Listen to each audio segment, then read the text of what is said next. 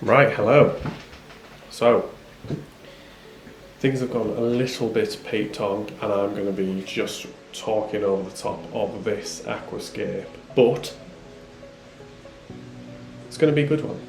It's going to be a good one. I enjoy how this has come out, but I've got a lot to learn in camera skills. So, we are scaping a Ciano 120, so a 4-foot aquarium.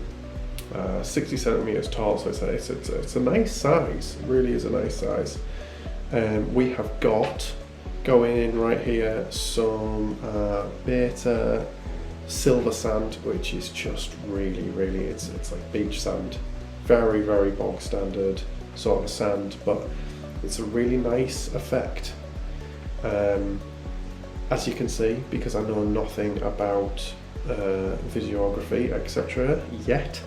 Yet being the main word there, that I've left some reflections. So it's not the best thing I've ever done, but Scape's going to be good anyway. So the next one I'll learn and I'll do better, and I'll not have reflections, or hopefully not as many. So sand's gone in, yeah, as I say, it's silver sand. It looks very like beachy.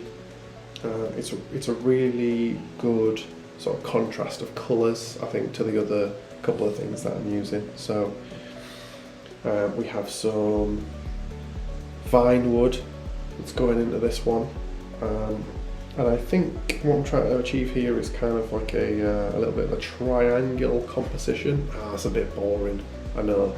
I kind of want to create so from the side where the filter box is, I'm basically trying to create something that goes up from that point and something that goes kind of down from that point. So hopefully by the end you'll see what I mean. When you're putting stuff in and you're not quite sure.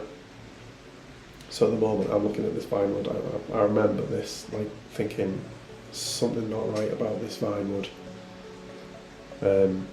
And I've tried to angle it a different way, which is, I think the piece of wood looks really good. It does look really good, but for what I'm trying to achieve, it doesn't quite work. So you can see here when I move out of the way, also realised that my bum's in this a lot, so I have to change that. Yeah, so I've kind of just pulled that second piece of wood that was going down, and I've pulled it so that it kind of just follows up along a sort of similar trajectory. So I'm happy with it now because it's creating that upward sensation that I'm looking for. And then I'm using some cereal stones. So for anybody that's into sort of aquascaping, cereal stone is a really common one now, but it's common for a reason, because it's really good.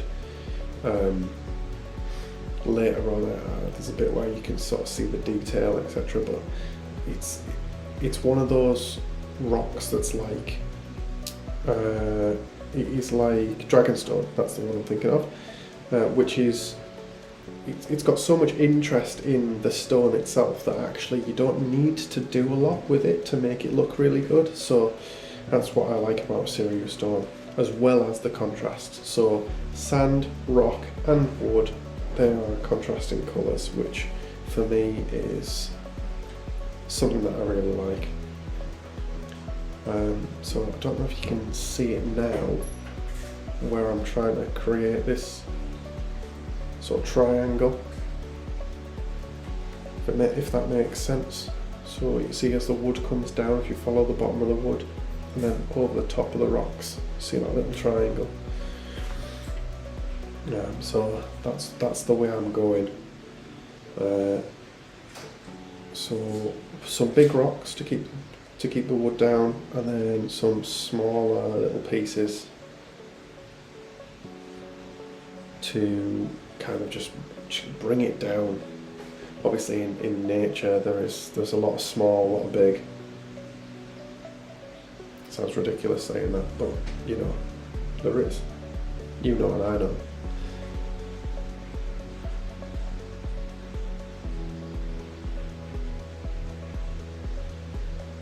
I am struggling to, at this point, get the wood just to stay where I want it without it kind of falling.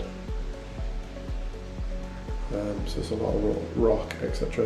One thing I didn't do with this, which sometimes I will do, is I stick the hardscape together. Now all the pros will do this.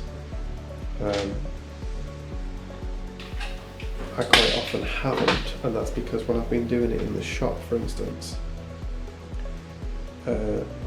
it's likely that those pieces might get sold, or they're going to get used again, or so, and I don't want to stick it all together for them not to be able to get it apart. So I should have done it on this one, because this is going to be a feature of the cafe, where it is. It's going to be there for ages in theory. So yeah, I'm trying to bring it down from that central point, but I'm also trying to just create a little bit of interest by having little bits that go up and down, little spiky bits. At this point, I'm not really thinking about plants and where they'll go. I know quite a few of our customers will try and think about where it's all going. And you don't really need to think about that. You don't really think about where all the plants are going. Make the hardscape look alright, and the plants will just finish it off. So we've got it filled up with water now. As you can see, I have really foolishly not turned off lights in the background, so we've got some horrible reflections, which again I will make sure that don't happen in the next one. The top of the tank now has got a bag full of some fish in, so the tank was up to temperature at this point. I'd come back kind of the next day, and I'm just putting in some plants now. This tank is going to be all epiphyte plants, so things like Java ferns are going in at the minute. Bulbitis, Anubias, all these things, they'll take all of the nutrients from the water and not from like substrate. So all I've done at the bottom is just put sand in, because I don't need a soil substrate for this one. I'm trying to make this very easy, very Corydorus catfish friendly. So at the moment it's just Java ferns going in. I think I had 5 or 6, and I'm just trying to spread them out evenly so that they don't get,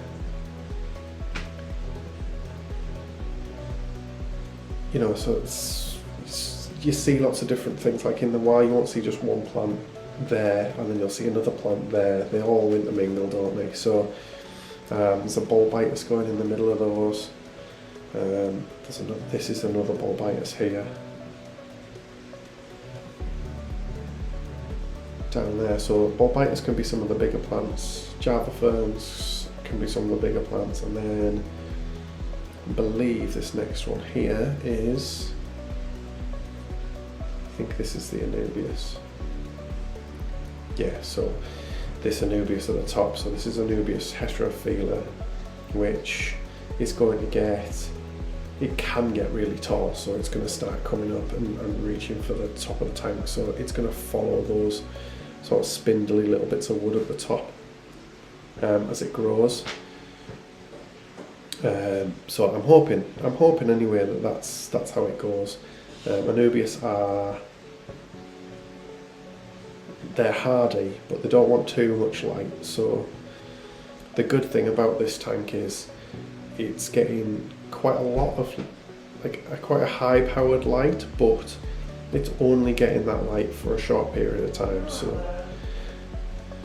hopefully we can keep the algae down. So Amano shrimps, ottos, things like that will be going into this tank. Maybe a couple of tiger plecos as well, which would be really nice. So Anubias is going in down there on the bottom, pretty much just wedged into some rocks. All of these have got glue on these, so we've got some plant glue, which basically is going to make sure that they can't get pushed out or pulled out by any inhabitants of the tank. But yeah, Anubias are really good for this down the bottom because they don't need that much light, as I was saying before, it's really nice to be able to just stick them down the bottom. Bucephalandras are very much the same. All epiphytes are kind of the same, but they're the sort of best ones, I think, Anubias and Bucephalandra for your low sort of light areas around the bottom of the tank, and like under pieces of wood or where the light is obscured by things. And that is pretty much it. I think it's a really, really pretty tank. We've got cardinal tetras going in here. This tank is in a baby room, so I've tried to put fish in which are going to draw baby's eyes, basically. So the neon part of a cardinal is going to look really, really, really good, and it's going to hopefully pull baby's eyes towards them. Should be nice. I am going to put, I think, a couple of bigger things in here. So maybe a couple of pearl gouramis or something to be a little bit bigger. But I'm really happy. I'm really happy with how this came out. It's a little bit cloudy. Probably should go back and do a little bit, but I'm just going to get this video out, get on with the next one where I can kind of improve. So I really, really appreciate you watching this to this point. And I'll leave you with my bottom.